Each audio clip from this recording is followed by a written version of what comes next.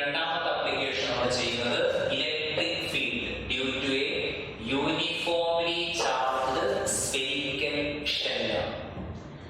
അപ്പൊ uniformly charged spherical shell Gauss theorem ഉപയോഗിച്ച് നമ്മൾ ഇലക്ട്രിക് ഫീൽഡ് കണ്ടുപിടിക്കാൻ വേണ്ടി പോവുകയാണ്. അപ്പൊ അതിന് മുമ്പ് നിങ്ങൾ എന്താണ് സ്ഫിയറും ഷെല്ലും തമ്മിലുള്ള വ്യത്യാസം? സ്ഫിയർ എന്ന് പറഞ്ഞു കഴിഞ്ഞാൽ ഇപ്പൊ ഇങ്ങനെ ചാർജ് വന്നു വിചാരിക്കാം, ഒരു സ്ഫിയർ നിങ്ങൾ വരച്ചു, കംപ്ലീറ്റ് ചാർജ്, ഇതിനെ നമ്മൾ സ്ഫിയർ എന്ന് പറയും. ഇതിനെ നമ്മൾ നോൺ കണ്ടക്ടിങ് സ്ഫിയർ എന്ന് പറയും. അപ്പൊ ഇവിടെ സ്വാഭാവികമായിട്ടും റോ ആണ്, കാരണം റോ എന്താണ് ചാർജ് ബൈ വോളിയം, കാരണം 3 ഡയമെൻഷൻ ആവും. പക്ഷെ നമ്മുടെ സിലബസിൽ നമുക്ക് സ്ഫിയർ പഠിക്കാനില്ല, നമുക്ക് ഷെല്ലിനെ പഠിക്കാറുള്ളൂ. ഷെല്ലിന്റെ പ്രത്യേകത എന്താണെന്ന് വെച്ച് കഴിഞ്ഞാൽ ചാർജ് സർഫേസിന് മാത്രമേ ഉണ്ടാവുള്ളൂ. Charge only at the surface, inside hollow ആയിരിക്കും. ഇൻസൈഡ് ഹോളോ ആയിട്ട് ഔട്ട്സൈഡിൽ മാത്രമേ ചാർജ് ഉള്ളൂ. അതിന് നമ്മൾ ഷെല്ല് എന്ന് പറയും. ഇത് സ്ഫിയർ ആണ്, ഇത് ഷെല്ലാണ്. മാറിപ്പോയത് നമുക്ക് പഠിക്കേണ്ടത് ഷെല്ലാണ്. ഷെല്ലിന്റെ സർഫേസിന് മാത്രമേ ചാർജ് ഉള്ളൂ. അതുകൊണ്ട് തന്നെ ഇവിടെ സിഗ്മ വരുള്ളൂ. Sigma is equal to Q by അത്രേ നമുക്ക് വരുള്ളൂ. സ്ഫിയർ ആണെങ്കിൽ റോ വരും, ഷെല്ലാണെങ്കിൽ സിഗ്മ വരും. ക്ലിയർ? അപ്പോ നമ്മൾ ഫസ്റ്റ് ചെയ്യാൻ പോകുന്നത്, നമുക്ക് ഈ സിലബസ് എന്തേ പഠിക്കാനുള്ളൂ? സ്ഫെറിക്കൽ ഷെല്ലെ പഠിക്കാനുള്ളൂ. ശ്രദ്ധിക്കുക. അപ്പൊ ഞാൻ ആദ്യം ഒരു സ്ഫെറിക്കൽ ഷെല്ല് കൺസിഡർ ചെയ്തു. ആ സ്ഫെറിക്കൽ ഷെല്ലിന്റെ റേഡിയസ് ആണ് ക്യാപിറ്റൽ ലെറ്റർ ആർ.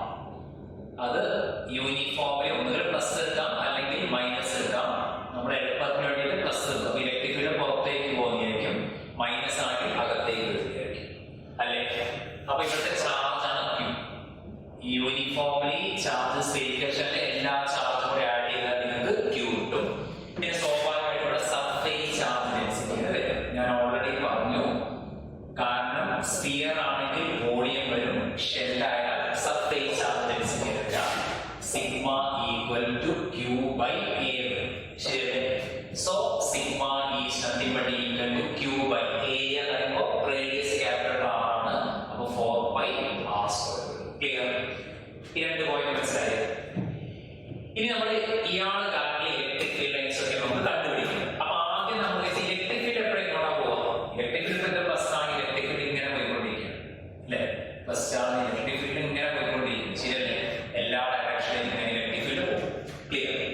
അപ്പൊ നമുക്ക് ഇവിടെ 3 കേസ് പഠിക്കാം. പക്ഷെ ഒരു കേസ് പഠിച്ചാൽ ബാക്കിയെല്ലാം നമുക്ക് സ്പെഷ്യൽ കേസ് ആയിട്ട് ചെയ്യാൻ പറ്റും. അപ്പൊ ആദ്യം ഞാൻ കണ്ടുപിടിക്കാൻ പോകുന്നത് ഫസ്റ്റ് കേസ്. ഇതിലൊരു ഫസ്റ്റ് കേസ് ഞാൻ കണ്ടുപിടിക്കാൻ പോകുന്നത് point lies outside the shell. അപ്പൊ ഞാൻ ആദ്യം കണ്ടുപിടിക്കാൻ പോകുന്നത് നേരത്തെ ഒരു പി എന്ന പോയിന്റ് എടുത്ത്, അതേപോലെ ഇപ്പൊ നമ്മൾ പി എന്ന പോയിന്റ് എടുക്കും. പക്ഷെ പി എവിടെയാണ് ലൈസ് ചെയ്യുന്നത്? Point P lies outside the shell. അപ്പൊ ഞാൻ ആദ്യം ഷെല്ല് വെച്ചു.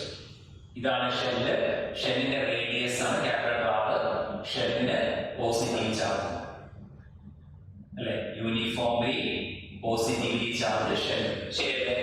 ഇതെല്ലാം ഞാൻ ജസ്റ്റ് പറഞ്ഞു മാത്രം. ഇനിയാണ് ചെയ്യാൻ പോകുന്നത് lies on outside the shell. ഇപ്പൊ നമ്മൾ പോയിന്റ്, നമുക്ക് 3 കേസ് ആണ് പഠിക്കുന്നത്. ഒന്ന്, നിങ്ങൾ പോയിന്റ് ഷെല്ലിന്റെ അകത്തെടുക്കാം, സർഫേസ് എടുക്കാം, പുറത്തെടുക്കാം. അപ്പൊ ആദ്യം ഞാൻ കൺസിഡർ ചെയ്യുന്നത് പുറത്താണ്. ഇവിടെ ഒരു പോയിന്റ് കൺസിഡർ ചെയ്യുക പി. ഇവിടെ പി നമ്മൾ പോയിന്റ് കൺസിഡർ ചെയ്തു. സെന്ററിൽ നിന്നും ആർ ഡിസ്റ്റൻസ് മാറിപ്പോയത്. ക്യാപിറ്റൽ ആർ എന്ന് പറയുന്നത് ഷെല്ലിന്റെ റേഡിയസ്, സ്മോളർ ആർ എന്ന് പറയുന്നത് നിങ്ങളെടുത്ത പോയിന്റിലേക്കുള്ള ഡിസ്റ്റൻസ് ആണ്. റേഡിയസ് അല്ല, പോയിന്റിലേക്കുള്ള ഡിസ്റ്റൻസ്. ശരിയല്ലേ? അപ്പൊ നമുക്ക് കണ്ടുപിടിക്കുന്നതാണ് ഇലക്ട്രിക് ഫീൽഡ് പി ആണ്. ഇലക്ട്രിക് ഫീൽഡ് പി ഇതാണ് നമുക്ക് കണ്ടുപിടിക്കുന്നത്. Electric field P goes theorem ഉപയോഗിച്ച്. അപ്പൊ ഗോസ് തിയറം ഉപയോഗിച്ച് ചെയ്യണമെന്നുണ്ടെങ്കിൽ ഞാൻ പറഞ്ഞിട്ടുണ്ട്, ആ ചാർജ് എന്താവണം? എൻക്ലോസ്ഡ് ആവും. ഇപ്പൊ നിങ്ങളുടെ ചാർജ് എൻക്ലോസ്ഡ് ആണ്, അല്ല? ഇതാണ് എൻക്ലോസ്ഡ്. അകത്ത് ചാർജ് ഇല്ല, ചാർജ് പുറത്താണ്. അപ്പൊ ചാർജ് എന്താവണം? ആദ്യം എൻക്ലോസ് ചെയ്യണം. അപ്പൊ ഞാൻ എളുപ്പത്തിന് വേണ്ടി എന്ത് ചെയ്തു? ഇതാണ് ഗോസിയൻ സർഫേസ്. അപ്പോ ഇപ്പൊ എൻക്ലോസ്ഡ് ആയി. ഇപ്പൊ നിങ്ങളുടെ ചാർജ് എൻക്ലോസ്ഡ് ആയി. ഇതെന്താണ്? ഒരു spherical Gaussian surface. Spherical Gaussian surface. അപ്പൊ ഞാനൊരു സ്ഫെറിക്കൽ ഗോസിയൻ സർഫേസ് കൺസിഡർ. അതിനകത്താണ് ചാർജ് എൻക്ലോസ്ഡ്. ക്ലിയർ അല്ലേ? ഇനി ഞാൻ എന്ത് ചെയ്തു വെച്ച് കഴിഞ്ഞാൽ ഇവിടെ ഒരു സ്മോൾ പോർഷൻ, ഇവിടെ ഒരു സ്മോൾ പോർഷൻ അല്ലെ സ്മോൾ പോർഷൻ ടോപ്പ് ഇതേപോലെ ഇവിടെ സ്മോൾ പോർഷൻ. അപ്പൊ എന്താ ഇലക്ട്രിക് ഫീൽഡ്സ് ഇങ്ങനെ പോയിക്കൊണ്ടിരിക്കല്ലേ, അപ്പോൾ ഇലക്ട്രിക് ഫീൽഡ്സ് ഇങ്ങോട്ടേക്ക് വരും. ശരിയല്ലേ? ഇലക്ട്രിക് ഫീൽഡ് ഡയറക്ഷൻ ഇങ്ങോട്ടേക്ക് വരും. സംശയമുണ്ടോ? ഇലക്ട്രിക് ഫീൽഡ് നമ്മൾ ഇനിയിപ്പോ ഇവിടെ എടുത്ത് കഴിഞ്ഞാൽ ഇവിടെ എടുത്ത് ഇങ്ങോട്ട് വരും, ഇവിടെ എവിടെ എടുക്കാം. ഇലക്ട്രിക് ഫീൽഡ്സ് എല്ലാ സൈഡിലേക്കും പോയിക്കൊണ്ടിരിക്കുകയാണ്, കാരണം ഇതേപോലെ ക്രോസ് ചെയ്തുകൊണ്ടിരിക്കുകയാണ്. അപ്പൊ ഇലക്ട്രിക് ഫീൽഡ് ഇങ്ങോട്ട് കിട്ടി. ഇനി ഏറ്റവും ടോപ്പ് പോയിന്റ് ഏരിയ വെക്ടർ ഇങ്ങോട്ട് തന്നെ വരിക, ds. ഏരിയ വെക്ടർ ഇതേ ഡയറക്ഷനിലേക്ക് തന്നെ പോവാ, കാരണം നമ്മളൊരു സ്ഫിയർ ആണ്, 3 ഡയമെൻഷൻ ആണ് വിഷ്വലൈസ് ചെയ്യുക. 3 ഡയമെൻഷൻ ഉള്ളത് സ്ഫിയർ ആണെങ്കിൽ ഇവിടെ ഏരിയ വെക്ടർ ഇങ്ങോട്ടാണ്, ഇവിടുത്തെ ഏരിയ വെക്ടർ ഇങ്ങോട്ട് തന്നെ പോകും, ഇവിടെ ഇങ്ങോട്ട് പോകും, ഇവിടെ അങ്ങോട്ട് പോകും. അപ്പൊ രണ്ടാമത് ഒരേ ഡയറക്ഷൻ ഉണ്ടല്ലേ. ഇത്രയും മനസ്സിലായിരുന്നോ? അപ്പോൾ ഏറ്റവും ടോപ്പിൽ എടുത്ത് പെട്ടെന്ന് മനസ്സിലാവും, അല്ലെങ്കിൽ ഏറ്റവും ബോട്ടത്തിൽ എടുത്താലും പെട്ടെന്ന് മനസ്സിലാവും. ഏരിയ വെക്ടർ താഴേക്ക് വരും, ഇലക്ട്രിക് ഫീൽഡ് അതേ ഡയറക്ഷൻ. ക്ലിയർ? അപ്പൊ നമ്മൾ ആദ്യം ചെയ്യാം, ഫോർമുല ഉപയോഗിക്കാം. എന്താണ്? Total flux phi is nothing but equal to closed integral EDS cos theta. ശരിയല്ലേ? closed integral EDS cos theta. Clear? closed integral EDS cos theta. ശരിയല്ലേ? അപ്പോൾ ഇതിന്റെ ചിത്രം നോക്കിയാൽ മനസ്സിലാക്കാം, ഇന്റെയും ഡിഎസിന്റെ ഇടയ്ക്കുള്ള ആംഗിൾ 0 അല്ലേ? so this is EDS cos 0 equal to closed integral EDS. ശരിയല്ലേ? അപ്പൊ നമ്മൾ റീപ്ലേസ് ചെയ്യുമ്പോൾ phi is equal to E constant, കാരണം ഈ നമുക്ക് കണ്ടുപിടിക്കേണ്ടത്. ഇനി ds എന്ന് പറയുന്നത് ds എന്ന സ്മോൾ ഏരിയ, ടോട്ടൽ നമുക്ക് ഇവിടെ മുതൽ ഇവിടെ വരെയുള്ള ഏരിയയുടെ ആ ഏരിയ ഗോഷ്യൻ സർഫേസ് ഏരിയ, കാരണം ഇവിടെ നമ്മൾ അപ്ലൈ ചെയ്തത് അല്ലേ? ആ ഗോഷ്യൻ സർഫേസ് ഏരിയ വരും ds is equal to 4 pi r square. ശരിയല്ലേ? 4 pi r square. അപ്പോൾ നമുക്ക് ഫ്ലക്സ് കിട്ടി, ഇക്വേഷൻ 1. ശരിയല്ലേ? ഇനി നമ്മൾ ഓൾറെഡി ഗോസ് തിയറം അനുസരിച്ച് ഫ്ലക്സിന്റെ ഫോർമുല എന്താണ്? phi equal to q by epsilon 0. അല്ല ഗോസ് പറഞ്ഞത് ടോട്ടൽ ഫ്ലക്സ് കണ്ടുപിടിക്കാൻ q by epsilon 0 രണ്ടും ഈക്വേറ്റ് ചെയ്യാം, കാരണം LHS സെയിം ആണ്, RHS സെയിം ആണ്. അപ്പോൾ E into 4 pi r square, E into 4 pi r square q by epsilon 0. എന്നോ E അല്ല കണ്ടുപിടിക്കേണ്ട, E എന്ന് വരും. E is nothing but equal to 1 by 4 pi epsilon 0 അല്ലേ? q by r square. ഇതാണ് ഷെല്ലിന്റെ ഔട്ട്സൈഡിലുള്ള ഇലക്ട്രിക് ഫീൽഡ് കണ്ടുപിടിക്കാൻ. ക്ലിയർ? എളുപ്പമാണ്.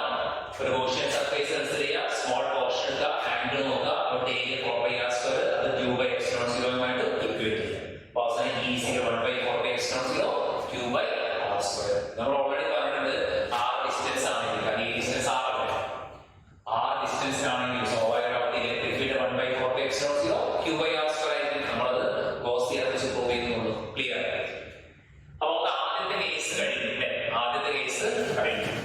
ഇനി നമ്മൾ പറയാൻ പോകുന്ന രണ്ടാമത്തെ കേസാണ്. രണ്ടാമത്തെ കേസ് എന്താണെന്ന് വെച്ച് കഴിഞ്ഞാൽ, സെക്കൻഡ് കേസ് പറയുന്നത് ഓൺ ദി ഷെൽ. നിങ്ങളുടെ പോയിന്റ് ആദ്യം ഔട്ട്സൈഡ് ദ ഷെല്ലായിരുന്നു, ഇപ്പൊ നിങ്ങൾ എവിടെ എടുക്കണം? On the shell. On the shell എന്നാൽ എഗെയിൻ നമ്മൾ ചിത്രം വരച്ചാൽ ഇതാണ് ക്യാപിറ്റൽ R, ഇതാണ് ക്യാപിറ്റൽ R, ഇതാണ് നിങ്ങളുടെ shell, positively charged shell. Clear? ഇനി നിങ്ങളുടെ പോയിന്റ് പി ഇരിക്കുന്നത് ഷെല്ലിൽ തന്നെ, ഇവിടെ തന്നെയാണ് പോയിന്റ് പി. അപ്പൊ ഇങ്ങോട്ടേക്ക് ഡിസ്റ്റൻസ് R തന്നെയാണ് വരുന്നത്. ശരിയല്ലേ? അപ്പോൾ പി ഇരിക്കുന്നത് ഓൺ ദി ഷെല്ലിൽ. അപ്പൊ നിങ്ങളൊരു ഗോഷ്യൻ സർഫേസ് വരയ്ക്കുന്നത് ഇതിന്റെ മുകളിൽ തന്നെ വരിക, കാരണം ഗോഷ്യൻ സർഫേസ് എടുക്കുമ്പോൾ നമ്മൾ ഇതിന്റെ മുകളിൽ വരച്ചാൽ മതി. ശരിക്കും പറഞ്ഞാൽ എന്ത് ചെയ്യുക? ഓൺ ദി ഷെൽ ഇത്രയും വ്യത്യാസങ്ങളുള്ളൂ. Capital small letter R is nothing but equal എന്താവും? ക്യാപിറ്റൽ R ആവും. ഓൺ ദി ഷെൽ ആവും. അപ്പോൾ ഇക്വേഷൻ സബ്സ്റ്റിറ്റ്യൂട്ട് ചെയ്താൽ എന്ത് കിട്ടും? E is nothing but equal to 1 by 4 pi epsilon 0 q by smaller r square capital R square. Clear? കാരണം on the shell ആവുന്ന സമയത്ത് just smaller r is equal to capital R ചെയ്താൽ മതി. Clear? ഇനി മൂന്നാമത്തെ കേസ് പറയുന്നത് inside the shell ആണ്. Inside the shell. Inside the shell ആവുമ്പോൾ ഇതാണ് നിങ്ങളുടെ ഷെല്ല് അല്ലേ? ഷെൽ ഈസ് യൂണിഫോംലി ചാർജ് ആണ്, പ്ലസ് ചാർജ്. ശരിയല്ലേ? ഷെല്ലിന്റെ റേഡിയസ് ആണ് ക്യാപിറ്റൽ R. ഇപ്പൊ ആ പോയിന്റ് എവിടെയാണ് കൺസിഡർ ചെയ്തത്? പി എന്ന പോയിന്റ്. ഫസ്റ്റ് കേസിൽ പി ഞാൻ ഷെല്ലിന്റെ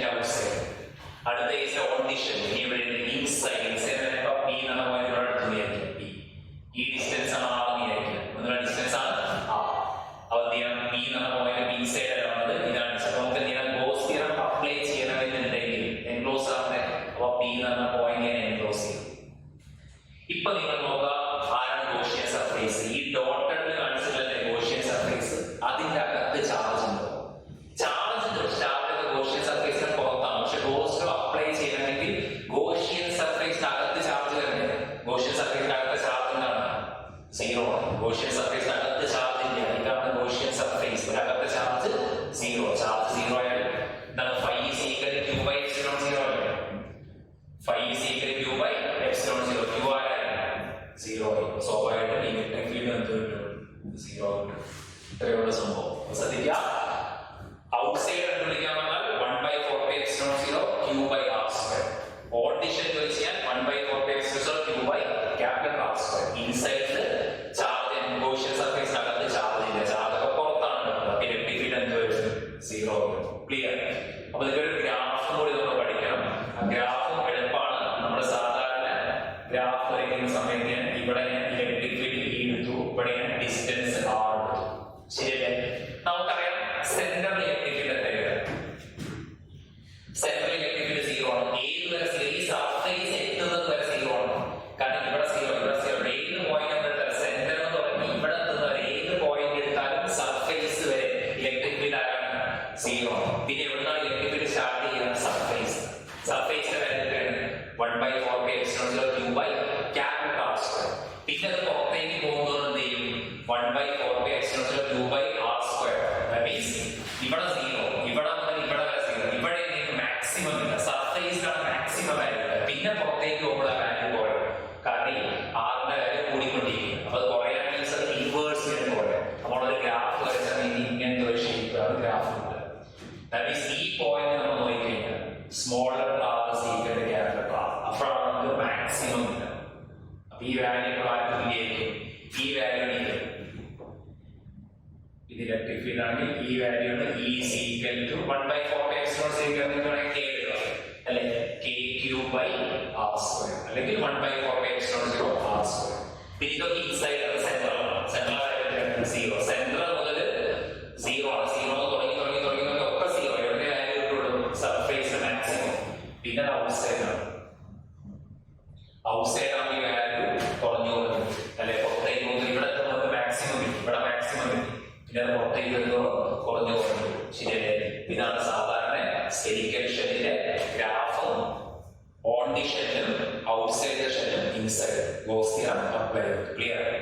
അപ്പൊ ശ്രദ്ധിക്കുക, നമ്മുടെ ഗോസ് തിയറത്തിന്റെ 2 അപ്ലിക്കേഷൻസ് പറഞ്ഞു. ഇനി ലാസ്റ്റ് അപ്ലിക്കേഷൻ ആണ് electric field due to a uniformly charged plane sheet. Last ടോപ്പിക്കുമാണ്, ആപ്ലിക്കേഷനും ലാസ്റ്റ് ആണ്. അപ്പൊ നമ്മൾ അടുത്ത പറയാൻ പോകുന്നത് ഗോസ് തിയറം ഉപയോഗിച്ചത് പ്ലെയിൻ ഷീറ്റിന്റെ ഇലക്ട്രിക് ഫീൽഡ് കണ്ടുപിടിക്കുക. പ്ലെയിൻ ഷീറ്റ് എന്ന് പറഞ്ഞാൽ ഇത് നമുക്ക് ഒരു പ്ലെയിൻ ഷീറ്റ് ആയിട്ട് കൺസിഡർ ചെയ്യാം അല്ലെ? ഒരു plain sheet full plus charge ആണ്. ശരിയല്ലേ? ഒരു പ്ലെയിൻ ഷീറ്റ്. അപ്പൊ ഞാനത് അപ്ലൈ ചെയ്യാൻ എളുപ്പത്തിലുള്ള ഷീറ്റ് ഇങ്ങനെ വെച്ച് കഴിഞ്ഞാൽ എന്താ പ്രശ്നം എന്ന് വെച്ചാൽ ആ ഷീറ്റ് നമുക്ക് ഇങ്ങനെ വെക്കാം. ഇങ്ങനെ വെച്ച് കഴിഞ്ഞാൽ ഏരിയയിലോട്ട് ഇങ്ങോട്ട് വരും. അപ്പൊ കുറച്ച് അപ്ലൈ ചെയ്യാൻ ബുദ്ധിമുട്ടാണ്, എൻക്ലോസ് ചെയ്യാനൊക്കെ ബുദ്ധിമുട്ടാണ്. അപ്പൊ ഞാൻ ആ ഷീറ്റ് ഇങ്ങനെയാണ് വെക്കുന്നത് അല്ലെ? 3 ഡയമെൻഷനാണ്. ശ്രദ്ധിക്കണം. അപ്പൊ ഞാൻ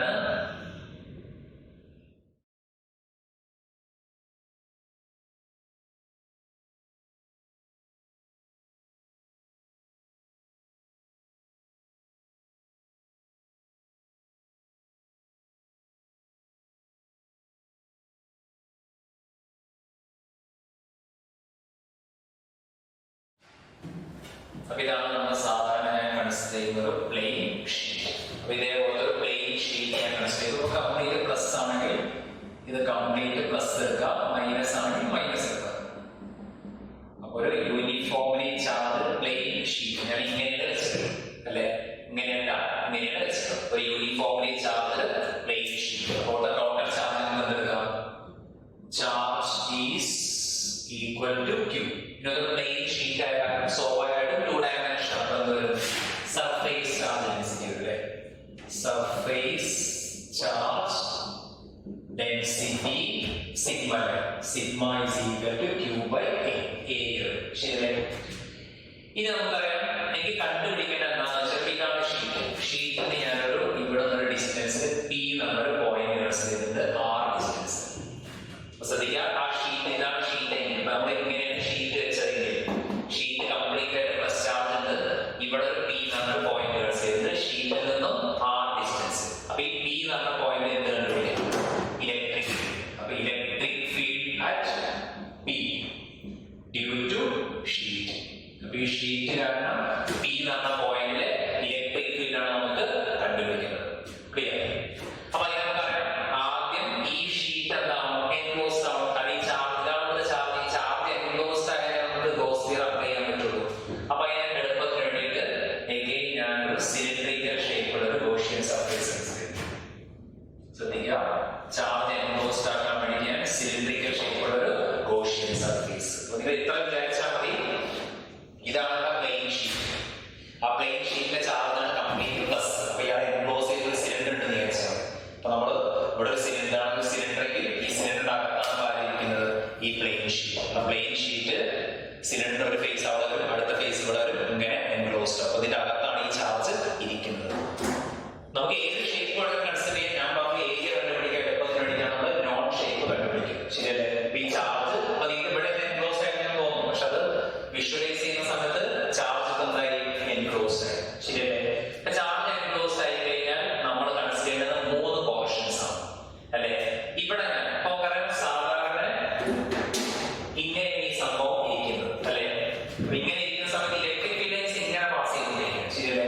അതിൽ കംപ്ലീറ്റ് പ്രസ് ആണ്. ഇലക്ട്രിക് ഫീൽഡ്സ് ഇങ്ങനെ പാസ് ചെയ്യുന്നത്, ഇവിടെ ഇങ്ങനെ പാസ് ചെയ്യുന്നത്. ശരിയല്ലേ? അപ്പൊ ഞാൻ ആദ്യം ചെയ്ത് വെച്ചാൽ ഇവിടെ ഒരു പോർഷൻ, ഇവിടെ ഒരു സ്മോൾ പോർഷൻ ആണ്. ഇവിടെ ഒരു സ്മോൾ പോർഷൻ ഇലക്ട്രിക് ഫീൽഡ് ഇങ്ങോട്ടേക്ക് പോകും. ശരിയല്ലേ? ഇനി അതേപോലെ ഇവിടെ ഒരു സ്മോൾ പോർഷൻ. അപ്പൊ ഇവിടെ ഇലക്ട്രിക് ഫീൽഡ് ഇങ്ങോട്ടേക്ക് വരും. ശരിയല്ല? കാരണം ഇലക്ട്രിക് ഫീൽഡ്സ് ഇങ്ങനെ പോയിക്കൊണ്ടിരിക്കുക. ഷീറ്റ് ഇങ്ങനെ ഇരിക്കുകയല്ല, അങ്ങോട്ട് വരും. ഇങ്ങനെ ഇരിക്കുന്നതുകൊണ്ട് അങ്ങോട്ടും ഇങ്ങോട്ടും ഇലക്ട്രിക് ഫീൽഡ്സ് പോയിക്കൊണ്ടിരിക്കുകയാണ്. ശരിയല്ലേ? ശരിയല്ലേ? ഇനി ഇവിടുത്തെ പി എസ് എങ്ങോട്ടാ വരാം? അപ്പോൾ ഈ ഫേസ് ആണ്. നിങ്ങൾ ചിത്രം നോക്കിയാൽ തന്നെ മനസ്സിലാവും. ഏറ്റവും എളുപ്പത്തിൽ നിങ്ങൾ ഇതാണെന്ന് വിചാരിച്ചാൽ മതി. നിങ്ങൾ ഗോസിയൻ സർഫേസ് സിലിണ്ടർ ചെറുതാണെന്ന് വിചാരിച്ചാൽ മതി. ഇതാണ് ഈ സംഭവം. അപ്പൊ ഏരിയ കൊടുക്കുന്നത് പർപ്പൻഡിക്കുലർ പുറത്തേക്ക് വരയ്ക്കുക. നിങ്ങൾ മൊത്തം വലിയ സിലിണ്ടറിന് പകരം ഈ മാർക്കറാണ് സിലിണ്ടർ വിചാരിച്ചാൽ മതി. ഇതിന്റെ അകത്താണ് പ്ലെയിൻ ഷീറ്റ് അസ്യൂം ചെയ്താൽ മതി. അപ്പൊ നമ്മൾ ഈ പോയിന്റ് നോക്കുക. ഈ പോയിന്റ് നോക്കുക. ഈ ഗ്യാപ്പ് ഏരിയ ആയിട്ട് പർപ്പൻഡിക്കുലർ പുറത്തേക്ക് വരയ്ക്കുക. അപ്പോ ഇങ്ങോട്ടേക്ക് ഡി എസ് വരും. ശരിയല്ലേ? ഇനി ഇവിടെ അതേപോലെ തന്നെ ഈ ഗ്യാപ്പ് ഇത് കണ്ടെങ്കിൽ ഈ ഗ്യാപ്പും ഏരിയ ആയിട്ട് പുറത്തേക്ക് വരിക. പുറത്തേക്ക് വരുമ്പോൾ ഏരിയ ആയിട്ട് ഇങ്ങോട്ടേക്ക് വരും. ശരിയല്ലേ? ഇനി നമ്മൾ എന്ത് ചെയ്യണം? ഇവിടെ ഫേസ് ഇവിടെ നമ്മൾ നോക്കണം. ഇതിന്റെ അകത്ത് നോക്കുമ്പോൾ ശ്രദ്ധിക്കണം. ഇങ്ങനെ നമ്മൾ സിലിണ്ടർ ഇരിക്കുന്നത്. ക്ലിയർ? സിലിണ്ടറിന്റെ ഇവിടുത്തെ ഏരിയ ആയിട്ട് ഇങ്ങോട്ടേക്ക് പോയി. ഈ പോർഷൻ ഏരിയ ആയിട്ട് ഇങ്ങോട്ട് പോയി. ഇനി നമ്മൾ ഈ പോർഷൻ ഏരിയ ആയിട്ട് ഇങ്ങോട്ടല്ല വരിക. കാരണം ഈ പോർഷൻ ഏരിയ ആയിട്ട് ഇങ്ങോട്ട്, ഈ പോർഷൻ ഏരിയ ആയിട്ട് ഇങ്ങോട്ട്. ഇനി ഇതിന്റെ കർവ് ഷേപ്പാണ്. കർവ് നമ്മൾ ഈ പോകണം. ഇതിന്റെ ഏരിയ ആയിട്ട് ഇങ്ങോട്ടല്ല വരിക. ഇവിടെയാണെങ്കിൽ അല്ലെങ്കിൽ ഇവിടെയാണെങ്കിൽ ഇങ്ങോട്ട് വരും. എന്താണ് ഇലക്ട്രിക് ഫീൽഡ് എങ്ങോട്ടാ പോകുന്നത്? ഇലക്ട്രിക് ഫീൽഡ് എക്സിൽ എടുക്കുന്നത് ഇങ്ങനെ X axle.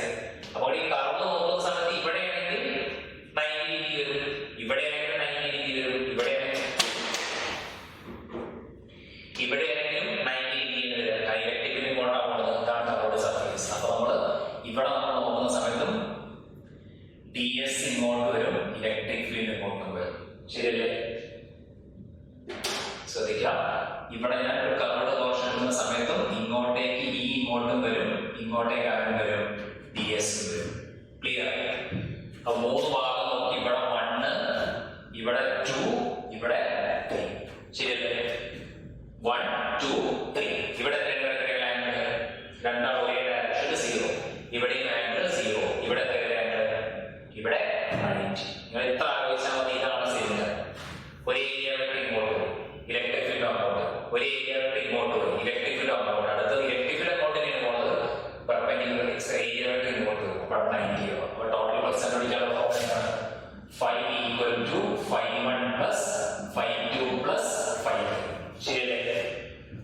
So this is nothing but equal to closed integral EDS. ഇവിടുത്തെ angle 0. EDS cos 0 plus closed integral EDS. ഇവിടുത്തെ ആംഗിൾ 90 cos 90. EDS cos 90.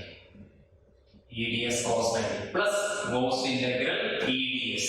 ഇവിടുത്തെ ആംഗിൾ ഒരേ ഡയറക്ഷൻ 0. ശരിയല്ലേ? cos 90 0. അപ്പോൾ എന്ത് കിട്ടും? EDS cos 0 plus EDS cos 0 എന്ത് കിട്ടും? Total flux phi is equal to EDS. ശരി, കാരണം cos 0 ന്റെ വാല്യൂ 1 വരും. cos 0 ന്റെ വാല്യൂ 1, cos 0 ന്റെ വാല്യൂ 1. അപ്പോൾ 2 times EDS കിട്ടും. ശരിയല്ലേ? So this is nothing but equal to 2 into E into ds വരും. ശരിയല്ലേ? 2 into E into ds. Clear? So flux phi equal to 2 into E into ds. ds ആരെയൊക്കെ മതി? മൊത്തം ഏ ആവശ്യമില്ല. അത് ഈ സിലിണ്ടർ നമുക്ക് ഇങ്ങനെ നോക്കിയ സമയത്ത് കർവൊക്കെ പോയി. കർവ്ഡ് കാരണം ഒരു ഫ്ലക്സും ഇല്ല.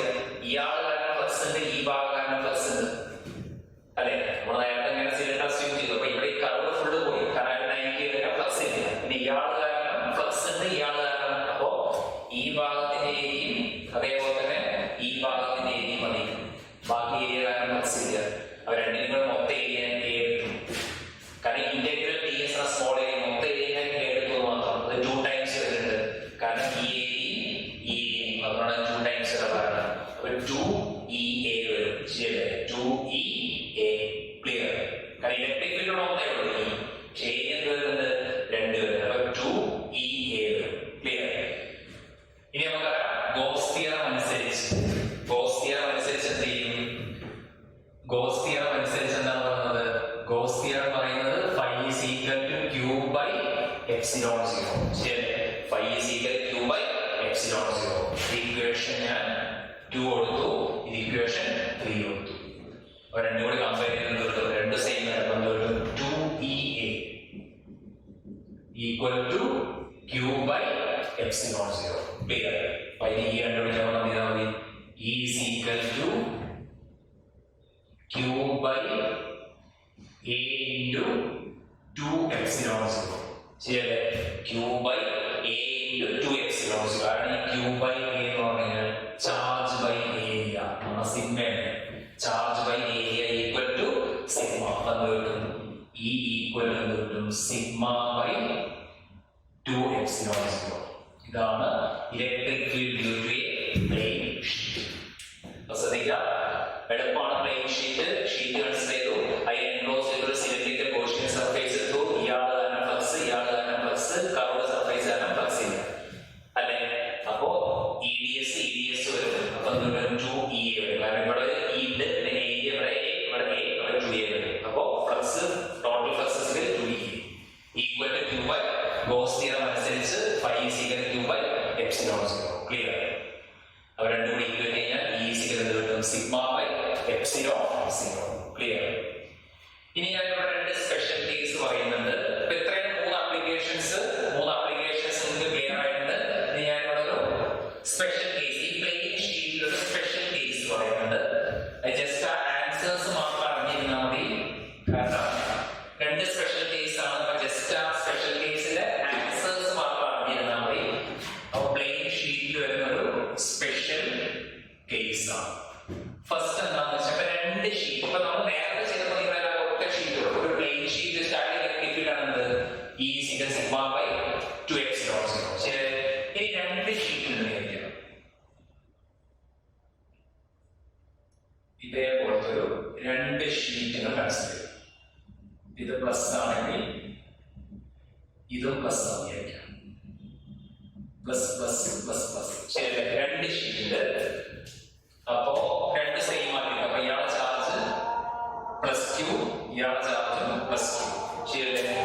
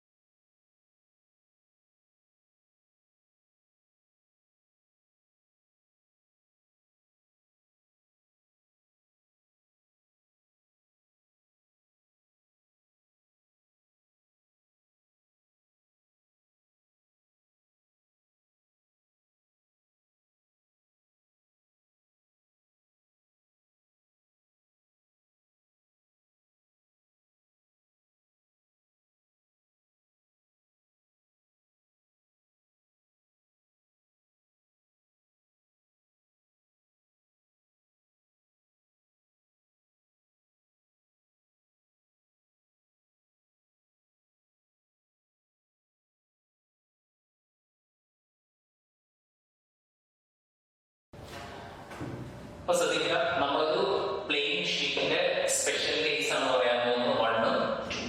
അപ്പൊ ആദ്യത്തെ കേസ് നിങ്ങൾ ശ്രദ്ധിക്കുക, ഞാൻ ഒരു സിംഗിൾ പ്ലെയിൻ ഷീറ്റ് വെച്ച് കഴിഞ്ഞാൽ ഇലക്ട്രിക് ഫീൽഡ് കണ്ടുപിടിക്കാനുള്ള ഫോർമുല E = σ/2ε0. അപ്പൊ അതേപോലെ രണ്ട് പ്ലെയിൻ ഷീറ്റ് വെച്ചിട്ട് ഇത് +q ഇത് +q, അല്ലെങ്കിൽ ഇത് +σ ഇത് +σ. കാരണം ഇവിടെ ചാർജ് q, രണ്ട് ചാർജും സെയിം, രണ്ട് സർഫേസ് ചാർജ് ഡെൻസിറ്റി സെയിം. ഈ റീജിയൻ 1 എടുത്തു, ഈ റീജിയൻ 2 എടുത്തു, ഈ റീജിയൻ 3 എടുത്തു. അപ്പൊ ഈ പ്ലസ് ആണ് ഇലക്ട്രിക് ലൈൻസ് ഇങ്ങോട്ട് വരുന്നത്, ഈ പ്ലസ് ആണ് ഇലക്ട്രിക് ലൈൻസ് ഇങ്ങോട്ട്. പക്ഷെ രണ്ടും അട്രാക്റ്റീവ് റിപ്പൽ ചെയ്യും. കാരണം ഈ പ്ലസും റിപ്പൽ ചെയ്യും. അപ്പൊ റിപ്പൽ ചെയ്യുന്നത് എന്താണെന്ന് വെച്ചാൽ ഈ 2 കാരണം അവിടെ നീക്കി ഇലക്ട്രിക് ഫീൽഡ് 0 ആയിരിക്കും. അപ്പൊ ഈ സെക്കൻഡ് ഈക്വൽ ടു എന്ത് വരും? 0 വരും. കാരണം ഈ ഇലക്ട്രിക് ഫീൽഡ് ഇങ്ങോട്ടോ ഇലക്ട്രിക് ഫീൽഡ് ഇങ്ങോട്ടോ രണ്ടാമത് റിപ്പൽ ചെയ്ത് പുറത്തേക്ക്. അപ്പൊ എന്തോ സംഭവിക്കും? മിഡിലുള്ള ഈ പോർഷൻ ഇലക്ട്രിക് ഫീൽഡ് എന്തായിരിക്കും? 0 ആയിരിക്കും. പക്ഷെ ഇവിടെ ഇലക്ട്രിക് ഫീൽഡ് ഉണ്ടാവും.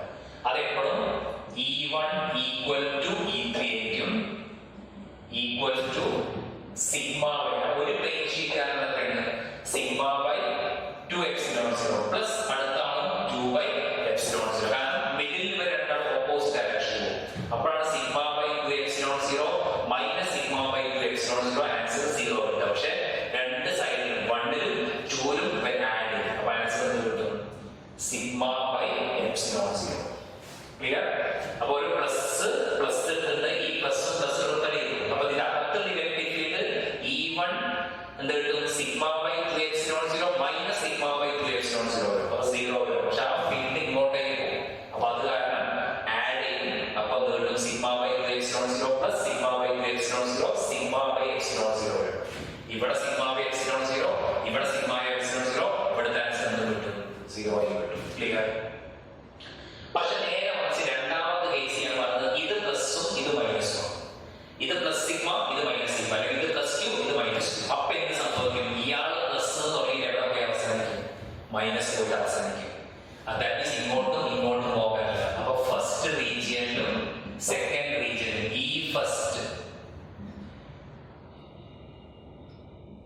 First equal to second, third equal to 0. അത് പ്ലസ് സ്റ്റാർട്ട് ചെയ്യും, മൈനസ് അല്ലെ, പ്ലസും മൈനസും അട്രാക്ട് ചെയ്യും. അപ്പൊ ഇവിടെ ഇലക്ട്രിക് ഫീൽഡ് ഉണ്ടാവും, ഇവിടുത്തെ ഇലക്ട്രിക് ഫീൽഡ് 0 ആയിരിക്കും. പക്ഷെ ഈ സെക്കൻഡിലെ ഇലക്ട്രിക് ഫീൽഡ് എന്ന് പറയുന്നത് σ/ε0 ആയിരിക്കും. So this is nothing but equal σ/2ε0 plus σ/2ε0. Answer എന്ത് കിട്ടും? σ/ε0. ക്ലിയർ? നിങ്ങൾ ജസ്റ്റ് ആൻസേഴ്സ് പഠിച്ചിരുന്നാൽ മതി. നമ്മളെ ഡെറിവേഷൻ നമുക്ക് സിംഗിൾ പ്ലെയിൻ ഷീറ്റിന്റെ പഠിക്കാനുള്ളൂ. സിംഗിൾ പ്ലെയിൻ ഷീറ്റിന്റെ ഡെറിവേഷൻ നിർബന്ധമായും പഠിക്കണം, σ/2ε0. പിന്നെ രണ്ട് പ്ലെയിൻ ഷീറ്റ് ഒക്കെ സ്പെഷ്യൽ കേസ് ആണ്. ഒരേ ചാർജ് വെക്കാം, ഡിഫറെന്റ് ചാർജ് വെക്കാം. 1, 2, 3 ആ റീജിയനിലെ